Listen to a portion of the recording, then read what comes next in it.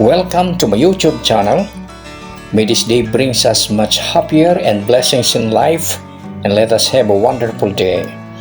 Again, I am Trem, and today I have this wonderful native Filipino kakanin recipe which is so easy to prepare and there is no hassle to find ingredients in the local market. The ingredients that I use are the pinipig flakes, ube flavor, sugar, and coconut cream. It is easy to prepare this napakasarap na Filipino native kakanin. First of all, I'd like you to invite to like, share, and subscribe to Trevred TV, the food vlogger.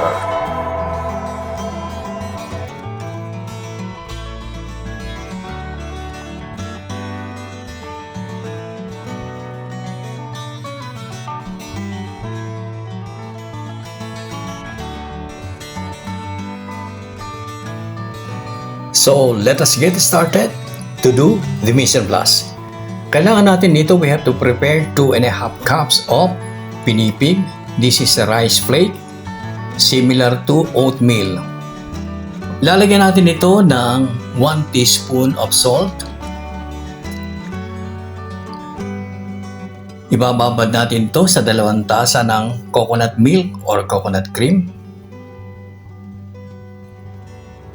Kailangan ito haluin natin para magpantay yung sipsip ng pinipig doon sa coconut milk. Binababad natin ito para sa ganon ay madali siyang maluto at hindi matigas yung mga gilid ng pinipig. After na 10 minutes na ibabad natin, haluin muli para i-absorb ng pinipig yung lahat ng coconut cream.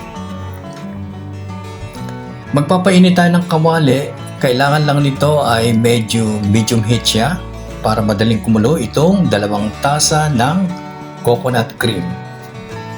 So we have to boil the coconut cream in order to release some coconut oil.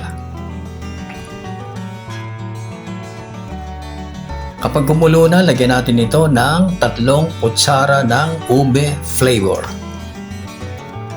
Haluin natin hanggang sa kumulo. Lalagyan natin ito ng 2 kutsarang latik para lalong sumarap itong ating gagawing napakasarap na pinipig kakanin. Ilagay na natin ngayon itong ating binabad na pinipig doon sa kumukulong coconut cream.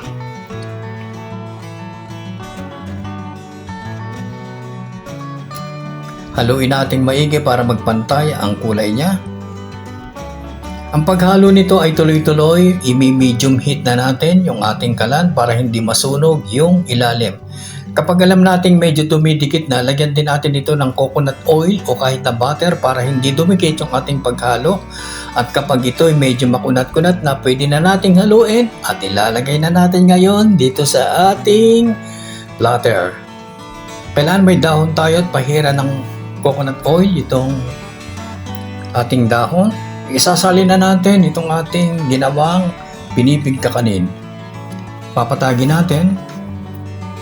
Lalagyan natin latik, pwede ring binudbud na nyug, pwede ring kinayod na nyug. Nasa sa inyo yan kung anong gusto ninyong ilagay na toppings.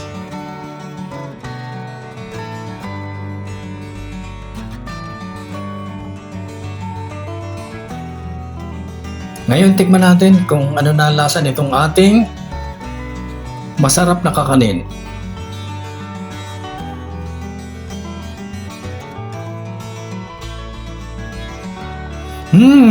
Talagang napakasarap siya, lasang-lasa yung gata.